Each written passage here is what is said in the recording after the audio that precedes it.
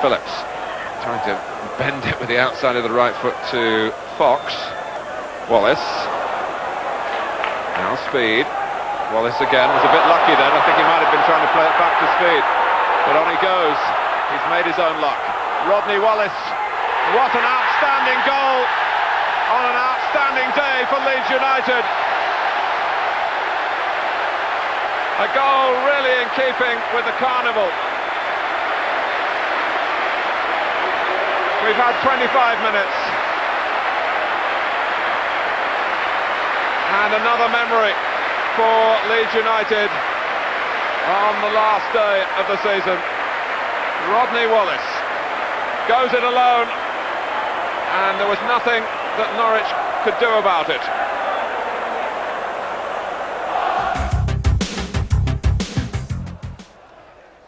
Even after such a great season, United still needed at least a point to guarantee second place in the league. Brian McClare's determination showed they meant business.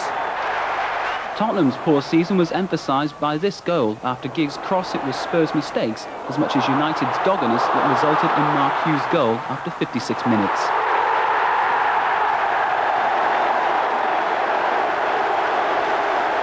It was championship stuff indeed from United. Phelan put Giggs through again. The youngster's cross was met by Hughes for his second goal, United's third.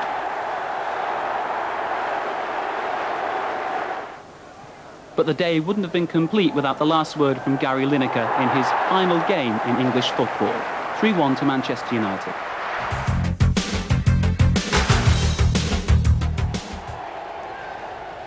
Worthington finding Nielsen, who scored his first goal a fortnight ago. Sheridan wasn't so very far over, but Hooper just about had it covered.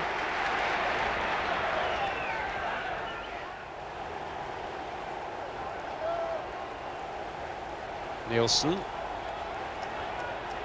Bart Williams has made a run left to right, leaving space for Hurst. Hurst in beyond Nicol. David Hurst!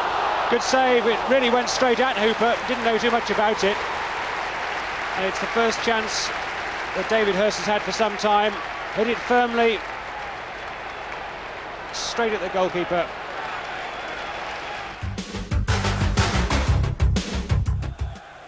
Coventry needed a solid start, but they didn't get it.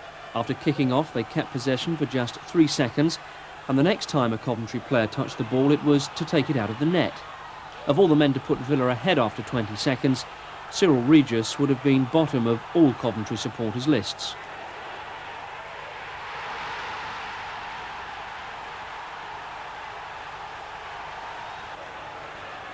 Villa's second came from the sort of attacking run that should take Tony Daly to Sweden as part of England's European Championship squad.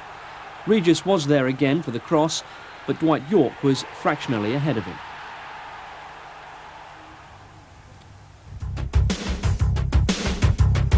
At Meadow Lane, Luton, needing a win over Notts for a chance for Premier League place, went ahead on 17 minutes. After Pembridge's long throw and Harford's knockdown, Julian James rifled them in front.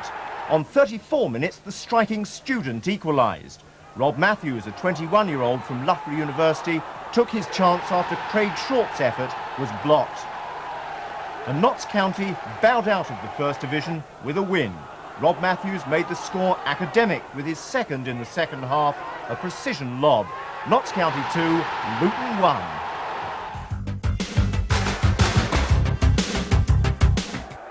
If Arsenal had started the season the way they finished it, maybe their title defence would have been a successful one.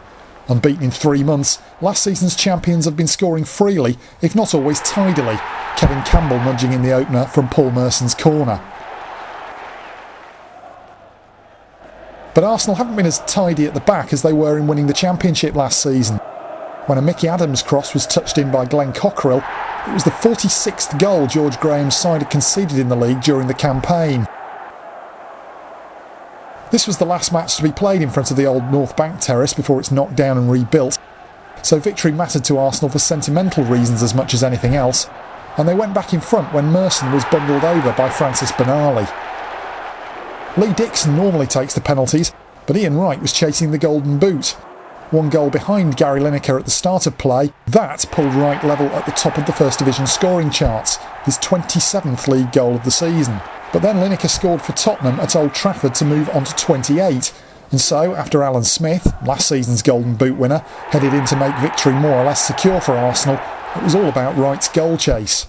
Going into injury time, Arsenal's number 8 still needed 2 goals to overhaul Lineker, and he set about the task as if the championship was still up for grabs. Wright was 70 yards from goal when he collected David Seaman's throw. Then he put his foot down, left Terry Hurlock trailing, Richard Hall twisting, and Tim Flowers flailing. Brilliant skill, produced at top speed. And incredibly, there was still time for one more. The very last goal, scored in front of the Old North Bank, was one of the scruffiest it's ever witnessed. Not that Wright cared. The Golden Boot was his outright. 29 league goals make him the First Division's leading scorer. Arsenal, the First Division's leading scorers, with 81. Not a lot at stake in this local derby for both Oldham and Manchester City, except pride. Tony Henry grabbing the first bit of glory for Oldham. His 7th of the season, this one from close range. And what a dream for Manchester City's latest young recruit, 17-year-old Adrian Mike. Only his 2nd game for the first team. Maybe sloppy goalkeeping, but what a superb start for Mike. And still City kept control. Dave White getting a superb hat-trick. His first coming after 31 minutes. Then in the second half, he got the easiest of chances, and it gave White his 2nd strike. A mistake by defender, White tapped home with ease. Then it was young Mike Sherron's turn to get in on the act. A streak down the wing left Oldham behind, and his 7th goal of the season looked oh so easy.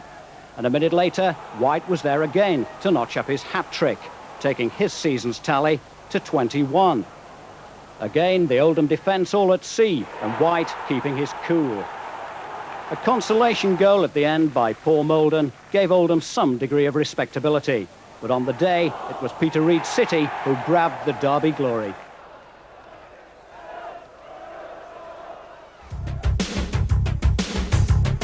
Sheffield United started this season much quicker than last. First win in September, off the bottom by mid-November. They pulled clear of the relegation scrap comfortably in the end, despite finishing with 2 defeats. Wimbledon were already leading through John Fashanu's first half goal when Robbie Earle headed the first of his 2. Earle, who has adjusted well to the First Division since his move from Port Vale, took advantage of some generous defending to complete a 3-0 Wimbledon victory. Under Joe Kinnear's management, their spirit appears to have returned.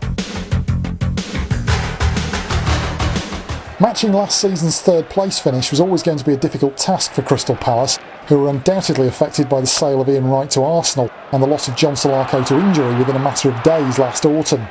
A league double over Liverpool was a highlight this season for Palace, but they ended on a low. An own goal by John Humphrey handing victory to QPR, who nonetheless finished 1 place below Palace in 11th. Both Everton and Chelsea have had the kind of season they both would like to forget. Both have set the sights on Wembley, neither of course got there. Beardsley and Moncau were trying to get to the ball when they intervened. Moncau didn't like Beardsley's challenge at all. He patted him on the back of the head for doing so. I don't like what you did there, son, Moncau says. The referee didn't like what Moncau did. Out came the red card, early bath, penalty, the offence in the box. Peter Beardsley slotting home coolly. Everton 1 up. Vinnie Jones in a hurry to get Chelsea back on level terms. But it was Everton who added the second, Peter Beagrie making it 2-0. But Chelsea did make a fight of it. They did get 1 back. Eddie Newton, probably the goal of the day. Superb sweeping volley. Final score though, 2-1. Frank McAvennie is set to leave West Ham on a free transfer, so this wasn't a bad way to go out. This was Nottingham Forest's 62nd game of the season, and it showed in a weary performance. Mike Small striding through a clearing in Forest's defence, McAvennie clearly onside despite goalkeeper Andy Marriott's protests. But even if Forest weren't at their best, take nothing away from McAvennie, who made the most of the space he was afforded and finished with a match ball. West Ham, already relegated, finished bottom of the First Division, but with a smile on their faces.